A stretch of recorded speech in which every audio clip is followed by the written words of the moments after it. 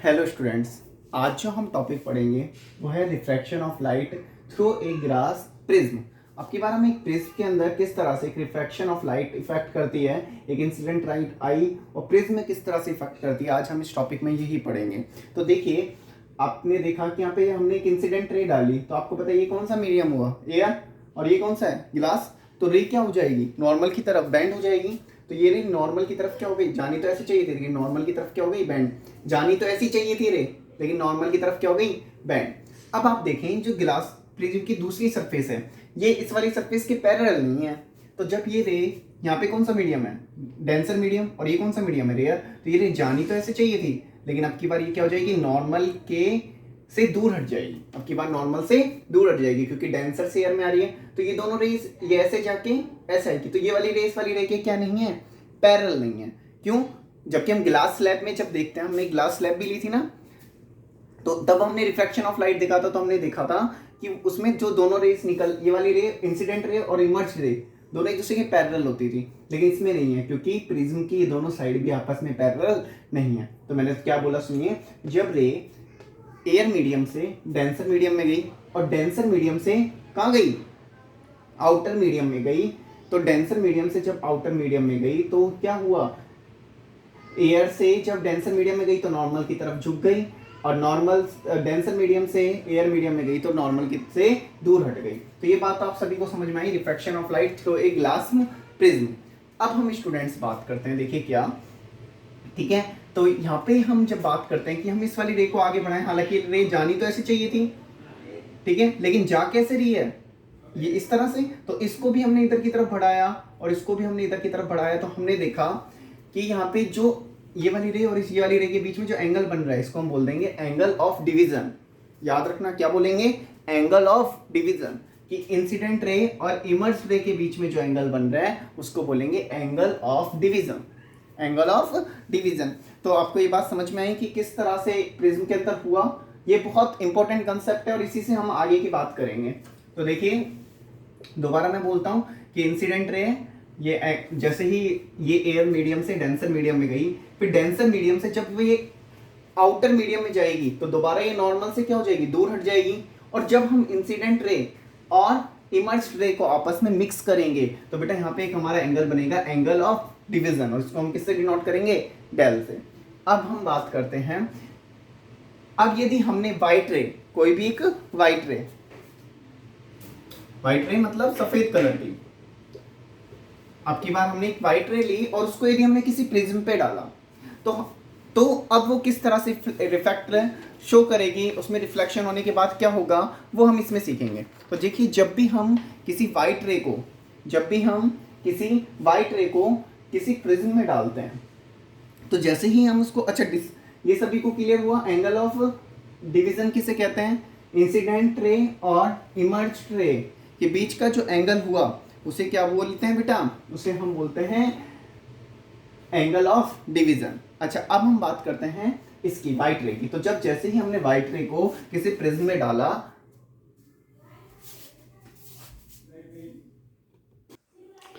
तो क्या हुआ, तो यहाँ पे जो व्हाइट रे आई वो क्या हो गई, 7 कलर्स में डिवाइड हो गई। बाहर निकलने के बाद क्या हो गई, 7 कलर्स में डिवाइड हो गई। तो ऐसा क्यों हुआ, ये हमने देखा कि जो लाइट रे, व्हाइट रे आई और ये कितने कलर्स में डिवाइड हो गई, 7 कलर्स में। अब ऐसा इसलिए हुआ क्योंकि जब व्हाइट रे इसके अंदर आती है, तो क्या होता है, व्हाइट रे is a mixture of 7 colour. तो व्हाइट रे क्या होती है, 7 कलर का मिक्सचर होती है। जब 7 कलर आपस में मिलते हैं तो वो क्या बना देते हैं, व्हाइट रे बना देते हैं। अब क्या होता है कि जैसे ही व्हाइट लाइट इन ए कंस्ट्रक्टिकल colour when passes through the prism is called the dispersion of light. देखिए, जैसे ही व्हाइट रे यदि किसी प्रिज्म में आती है तो 7 कलर्स में डिवाइड हो जाती है, क्योंकि व्हाइट रे, अभी मैंने बताया, व्हाइट रे is a mixture of 7 colours. तो जैसे ही व्हाइट रे इसके अंदर आती है, तो प्रिज्म के अंदर आती है, तो 7 कलर्स में डिवाइड हो जाती है। और इस टॉपिक का नाम जो होता है वो होता है डिस्पर्जन ऑफ लाइट। क्या बोलते हैं, डिस्पर्जन ऑफ लाइट। तो डिस्पर्जन ऑफ लाइट किसे कहते हैं कि जब भी कोई लाइट रे, व्हाइट लाइट रे, सफेद कलर की लाइट रे किसी प्रिज्म के अंदर एंटर होती है तो 7 कलर्स में डिवाइड हो जाती है और इसी को हम बोलते हैं डिस्पर्जन ऑफ लाइट। बहुत इंपॉर्टेंट टॉपिक है, बहुत सारे इसके एप्लीकेशन से हम अभी सीखेंगे। ठीक है, तो डिस्पर्जन ऑफ लाइट इसका समझ में आया। डिस्पर्जन ऑफ लाइट क्या होता है कि जब भी कोई व्हाइट रे किसी भी प्रिज्म के अंदर आती है, क्योंकि व्हाइट रे कितने कलर से मिलकर बनी हुई होती है, 7 कलर से, तो 7 कलर्स में दोबारा डिस्ट्रैक्ट हो जाती है, डिवाइड हो जाती है और इसी को हम बोलते हैं डिस्पर्जन ऑफ लाइट। ऐसा क्यों होता है? ऐसा इसलिए होता है क्योंकि हर एक कलर की वेवलेंथ क्या होती है, अलग अलग होती है। हर एक कलर की वेवलेंथ अलग अलग होती है, तो उनकी फ्रीक्वेंसी भी अलग अलग होती है और साथ ही हम कह सकते हैं कि उनकी स्पीड भी क्या होती है, अलग अलग होती है। तो बेटा जो रेड कलर होता है ना, उसकी स्पीड, जो रेड कलर होता है उसकी स्पीड बहुत ज़्यादा होती है किससे, जो वायलेट कलर होता है उससे। ठीक है, जहाँ पे वायलेट कलर बनता है लास्ट में, उससे बहुत ज़्यादा होती है किसकी स्पीड, रेड कलर की। ठीक है, तो ऐसा क्यों हुआ, क्योंकि इनकी स्पीड्स क्या होती हैं, अलग अलग होती हैं। ठीक है, इनकी स्पीड्स अलग अलग होती हैं, रेड कलर की स्पीड ज़्यादा होती है और वायलेट कलर की स्पीड कम होती है। रेड कलर की स्पीड क्यों ज़्यादा होती है, क्योंकि रेड कलर की वेवलेंथ ज़्यादा होती है और वेवलेंथ ज़्यादा होती है मतलब उसकी फ्रिक्वेंसी कम होती है और फ्रिक्वेंसी कम होती है तो उसकी स्पीड ज़्यादा होती है। तो रेड कलर की स्पीड ज़्यादा होने के कारण ये कलर तो सबसे पहले शो करता है, फिर ऑरेंज आता है, फिर येलो आता है, फिर ग्रीन आता है, फिर ब्लू आता है, फिर इंडिगो आता है, फिर वायलेट आता है। ठीक है, ये आपको याद भी करना और इसका एक याद करने का पैटर्न ये भी है, VIBGYOR, विबग्योर। ठीक है, VIBGYOR, violet, indigo, blue, green, yellow, orange, red. लेकिन हमने तो ये बात करी कि व्हाइट ले जब डिस्ट्रैक्ट हुई तो 7 कलर्स में डिवाइड हो गई। ये बात सभी को समझ में आई? 7 कलर्स में क्यों डिवाइड हो गई, क्योंकि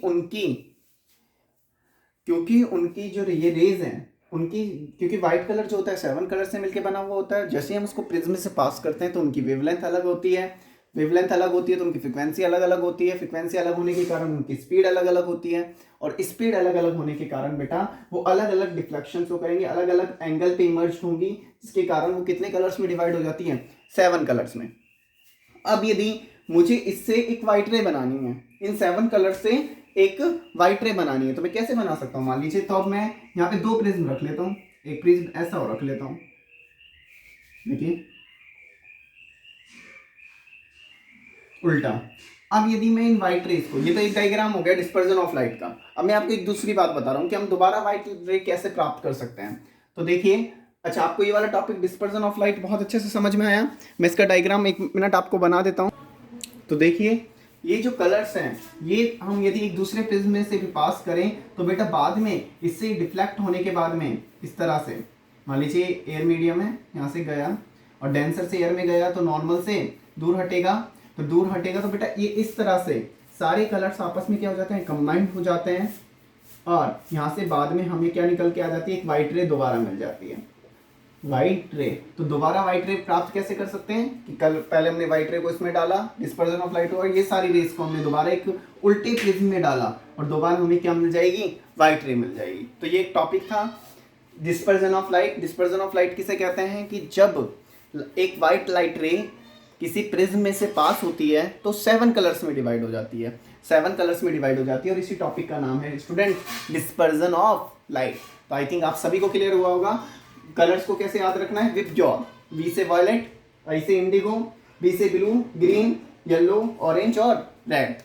क्यों होता है, क्योंकि रेड की स्पीड बहुत ज़्यादा होती है, इन सब की स्पीड ज़्यादा होती है, अलग अलग होती है और इनकी वेवलेंथ भी क्या होती है, अलग अलग होती है। इस कारण से ये क्या हो जाता है, डिस्पर्जन ऑफ लाइट हो जाता है। इसके बाद जो हम नेक्स्ट टॉपिक पढ़ेंगे बेटा वो है रेनबो, कि रेनबो कैसे बनता है। तो देखिए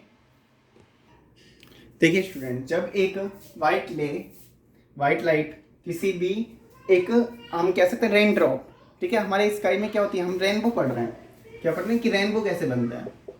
ठीक है, तो देखिए रेनबो किस तरह से बनता है, आपको पता है छोटी छोटी सी क्या होती है, वाटर ड्रॉप्स होती हैं। तो जो वाटर ड्रॉप्स होती है ना बेटा, इनमें क्या होता है, जैसे ही व्हाइट लाइट रेज एंटर होती है, जैसे ही व्हाइट लाइट रेज क्या होती हैं, एंटर होती है, तो जैसे ही वो व्हाइट लाइट रे इसमें से इसमें गई तो आपको पता है यहाँ पे कौन सा मीडियम आ गया, रेयर से डेंसर आ गया। अब जैसे ही डेंसर मीडियम आया तो जैसे ही इसमें व्हाइट लाइट रे एंटर हुई तो क्या हो जाती है, अपने 7 कलर में डिवाइड हो जाती है, किसके कारण, डिफ्लेक्शन ऑफ लाइट के कारण। तो 7 कलर्स में डिवाइड हुई। अब इस रेन ड्रॉप में जो इसकी इधर वाली सरफेस है उससे ये लाइट रे क्या हो जाएगी, रिफ्लेक्ट हो जाएगी। क्या हो जाएगी, रिफ्लेक्ट। टोटल इंटरनल रिफ्रैक्शन हो जाएगा, रिफ्लेक्शन हो जाएगा। तो ये सारी की सारी व्हाइट लाइट रेज इस तरह से रिफ्लेक्ट हो जाएंगी। और रिफ्लेक्ट होने के बाद अभी आपने देखा था जो हमारा स्पेक्ट्रम बन रहा था, जो हमारा हम कह सकते हैं हमने जो डिस्पर्जन ऑफ लाइट करा था, तो कलर्स का क्रम कैसे था, आर रेड ऊपर था, ऑरेंज नीचे था, जबकि हम जब रेनबो देखते हैं तो रेनबो में हमें वायलेट कलर सबसे ऊपर दिखाई देता है, बैंगनी कलर। उसका रीजन क्या है, क्योंकि जब वाटर ड्रॉप्स में कोई भी लाइट रेज आती है तो टोटल रिफ्लेक्शन हो जाता है। रिफ्लेक्शन होने के बाद में ये जब रिफ्लेक्ट होती हैं तो हमें किस तरह से कलर देती हैं, वायलेट, इंडिगो, ब्लू, हम कह सकते हैं ग्रीन, येलो, ऑरेंज और रेड। तो इनका स्पेक्ट्रम इस तरह से बनता है। इसलिए बेटा हम हमारा जो रेनबो बनता है उनके कलर हम इस तरह से याद करते हैं, विबग्योर। कैसे याद करते हैं, विबग्योर। ठीक है, violet, indigo, blue, green, yellow, orange और रेड। ठीक है, तो स्टूडेंट्स ये हमारा टॉपिक था रेनबो का। ठीक है, तो आप सभी को समझ में आया रिफ्रैक्शन ऑफ लाइट क्या होता है, किस तरह से वर्क करता है। ठीक है, और हम बात करते हैं इन ग्लास प्रिज्म, और इसी के साथ हमने पढ़ा रेनबो कि वाटर ड्रॉप्स जो होती हैं, पानी की जो बूंदें होती हैं, इंद्रधनुष कैसे बनता है, स्पेक्ट्रम कैसे बनता है। तो हमने सीखा कि जब व्हाइट लाइट रेज किसी भी स्काई में किसी भी वाटर ड्रॉप के अंदर एंटर होती है तो वाटर ड्रॉप उनको क्या कर देती है, लाइट को, व्हाइट लाइट को 7 कलर्स में डिवाइड कर देती है और 7 इंटरनल रिफ्लेक्शन करके वो हमें ये दे देती है, विबग्योर नाम से, विबग्योर की तरह हमें क्या दे देती है, लाइट्स का क्रम दे देती है। तो बेटा यही होता है रेनबो। एक व्हाइट लाइट 7 कलर से मिलकर बनी हुई होती है और ये वाटर ड्रॉप्स उन 7 कलर्स में इस क्रम में, इस तरीके से उसको क्या कर देती है, 7 कलर्स को डिवाइड कर देती है। आई होप आपको ये टॉपिक अच्छे से समझ में आया होगा। हमने रिफ्रैक्शन ऑफ लाइट पढ़ा, इसके बारे में जाना। आप सभी इन टॉपिक्स को, इस वीडियो को दोबारा देख सकते हैं यदि आपको नहीं समझ में आए, और बहुत इंपॉर्टेंट टॉपिक है स्टूडेंट्स को एग्जाम्स के लिए। ओके, तो आज की वीडियो में इतना ही। Thank you.